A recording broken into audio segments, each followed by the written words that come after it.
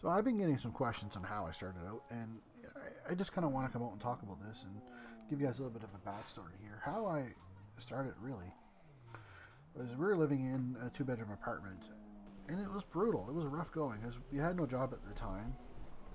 Rent was $400 a month. Hydro was like $450 to keep the place heated in the middle of the winter, and yeah, phone, internet was however else. We were living on social assistance, and we were getting like I think it was $820 a month at the time. I mean, it was enough to pay rent, half of rent, well, full rent, sorry, pay part of the hydro bill, and then paid like the minimum amount to keep the phone in the internet connected because, yeah, without that, it sucked. There's nothing left over for groceries. Right? So what we used to do is to get some food is I used to walk down the road at night, and there was this warehouse kind of thing there that had dumpsters outside, and they weren't locked, and they were throwing out like old bags of chips and cakes and whatever the hell else you could think of that was thrown in there. But luckily, some of them were still in the boxes. So I jump in there with a garbage bag, crack open the box, and find these bags of chips. Check the expiration date. Oh, they're not expired. Cool.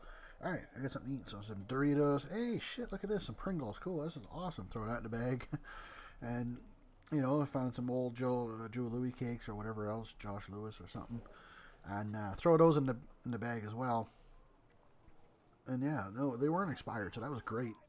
And, we lived off that for at least 2 or 3 months, and it's like one of those things of how do you tell your friends, because you can't tell your friends. You're embarrassed. It sucks. It's degrading. You're living literally like a hobo. You don't want to tell your family because you're gonna get shit on for that.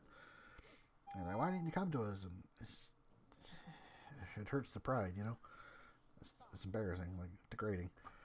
So no, that sucked, and we got a little bit of a lucky break because I found some chips that happened to be expired, and thankfully there was a convenience store not too far down the road. So what I did was I brought the expired bags of chips there, and I told the clerk, I'm like, listen, like, man, these are expired. I bought these here last night. Like, you weren't here, but the other guy was here, and I come into the store and I bought these chips and bring them home, and they're, oh fuck, they're expired. Like, I want my money back for these. He's like, no, I ain't gonna give you money back for that, man. I was like, come on, dude, I just bought these last night. They're expired. Like, give me back my money, all right? Just give me back my money. Like, I just want my money back for my chips. I don't want to chain them in. Like, I'm tired of chips.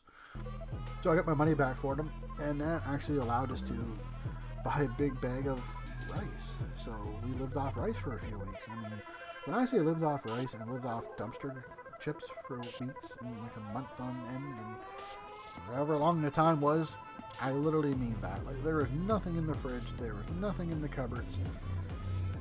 It was just empty. There was nothing there, and that bag of rice was pretty much a saving grace because you don't understand how tired you can get of just eating chips. I mean, it gets old fast.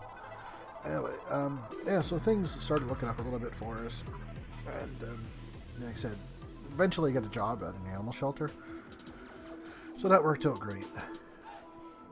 Ish, I say great, but it allowed us to move, and we got a better place that was much better in energy efficiency. So, we ended up saving money. A little bit of money, not a whole lot, but still something in energy costs, which was fantastic, and allowed us to caught up with the hydro bill that was way behind. So we started saving a little bit of money. At the time, we were playing a lot of World of Warcraft. So then, we make a little bit of extra money on the side, a little bit of a side hustle here. We're selling World of Warcraft gold to close friends. Don't get me wrong, we're selling it to people we didn't know, but just friends. I think it was like $15 per 1,000 or something like that. Anyway, it was decent money.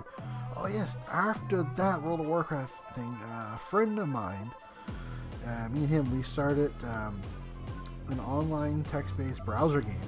That was awesome. Like, we did donations on there, and I remember 1 month we ended up with like $600 worth of donations each, which was absolutely phenomenal because at the time that was almost more to what we were making on welfare for one donation, and that was pretty sweet. That allowed for some, actual groceries and shit. It was pretty cool. It was just so awesome. Anyway, yeah. Then happy moment come along. My wife got pregnant. We're like, oh yes, exciting. We're gonna have our baby, and then we got evicted. So right back down the shithole again. It just didn't stop, right? Like, and you think it couldn't get any more worse? And it did. The next day, it was like, oh yeah, by the way, you're fired. Oh, thanks. Lost a job. So, and yeah, we had to live separately for a little while because she needed somewhere to go, and I was basically homeless, like kind of sleeping in my car the odd night here and there. Then, we got another apartment, which was great. We're like, okay, we're back on our feet. Got an apartment. Got a job at the pizzeria. This is awesome. Like, oh yeah, slices left over from lunchtime. I can bring those home and we can have pizza for supper. Like, oh my god, this is so cool. And I get to eat and not be hungry every day, and it was great. And then the whole damn apartment got flooded. Like 3 feet of water through the whole place. We lost pretty much everything again. So right back to living separately again. And again, working at a pizza place this time. At least I had a job. But, you know, I was, some nights, not going to lie, sleeping in the back of my car because you had nowhere to go, and it was freezing cold, and it sucked, and it was aggravating, and it was just so hard to keep everything together with her living at her mom's, and they didn't have a place for me to be there, and it was just, holy shit, it was aggravating. So then, we finally got another apartment, and it was nice. Beautiful 3-bedroom place with a balcony. It was like, holy shit, we're finally living the dream, right? So that's what you thought. Like, it was just so nice. And then we're like, you know, I'm tired of living in apartments. Like, I want a house. Like, how do we do this? So then we started realizing that, you know, credit score matters. And this is the one important thing I want to stress to you guys. Make sure you don't overburden yourselves with taking on too much debt and screwing up your credit, because it's one of the most important things you can do. Like I said, never overburden yourselves with credit. So here's how it's going to work. If you guys get yourselves a credit card, start out with that. Fantastic. If you're a compulsive spender on a credit card, you probably shouldn't have one. That simple. And if you do have a credit card, make sure you never spend more than 50% of its total limit, because if you do, it's going to hurt your score badly. It's like just as bad as not paying for shit. So yeah, if your credit card's $1,000, never spend more than $500. Word of advice: if you do spend on that credit card, make sure you can pay it at your payday or before. Never let it go past the 21-day grace period of before they start accumulating interest, because most of those cards are accumulating like a 21% interest rate. It's absolutely disgusting. And yeah, no, we did have a used car too to start with. Holy shit, that was a mistake, and I'll tell you why. Because when you got that used car, I thought it was great, but I went through credit fraud. Someone stole my identity. They used my name. They used my credit cards. They fucking had addresses in British Columbia to, I think somewhere in Mexico or some shit. Anyway, point being was my credit was shot the hell. So I took that car, and I was paying 29.99% interest on those payments. And you can imagine that would like almost never be paid off. Thankfully, my dad helped me out. He paid off the car for me. Didn't ask for no money back. It was fantastic. So I bought another used car after I got rid of that one. That thing lasted a little while and it started getting breaking down. It cost them more money in repairs than I was paying payments for 2 cars put together. So then, you know, we finally bought ourselves a new vehicle. Yeah, it was nice. Like, no more wearing a winter jacket with thick gloves and scraping the inside of the windshield off of the credit card because the heater didn't work inside the car in the middle of the winter and you're trying to drive to work. It was just rough, alright? So, yeah. So, eventually, then we moved into a nice new house. Like, and I say new, but new to us. And it's beautiful. Like, the 3 floors. I say upstairs, main floor, finished basement. I say finished as in turned into an apartment finished. It's a beautiful house. So where we went from there is I needed extra money when we were at the apartment, so I wanted a side hustle. I started off with a nice little kiosk, and so well, what am I going to do to get extra money here? So I always knew I could bake bread, right? I can make some really good bread. So I started making bread, selling it at my kiosk. Fantastic little side hustle. Started bringing in some money. Moved up, added some additional items, got some breakfast menu going. And then my boss at my former job approached me and said, hey, I'm not happy with you doing this. Like, I don't want this. So I said, you're going to have to pick and choose between this or the other job, or your kiosk. So I was like, well, I said, you know, man, I never once asked you for a raise of money, so I don't think it's fair for you to tell me what I can't do on my personal time, right?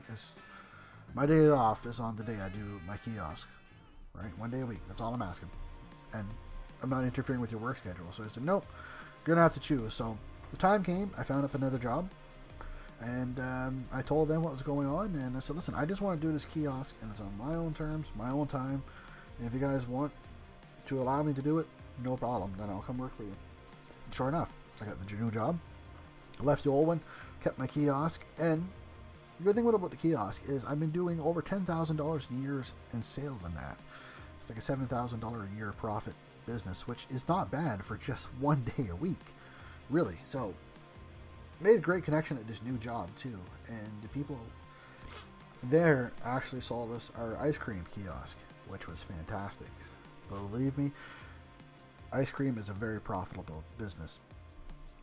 I can get into all that in another video and give you guys a breakdown of it and share with you guys some side hustles.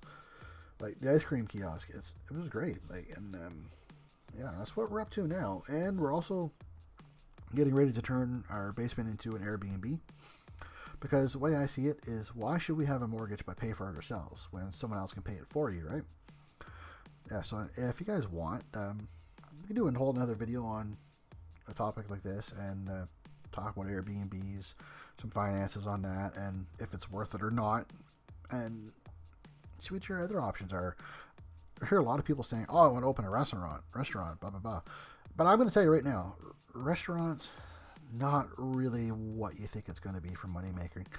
Anyway, guys, I'm rambling on, but yeah. If you guys want another video, I can definitely do another video on that. Anyway, we'll see you guys in the next one, but thank you guys. If you guys want to give us some support, be sure to like, subscribe, drop me a comment, let me know what you think of this video, and yeah, we'll see you in the next one.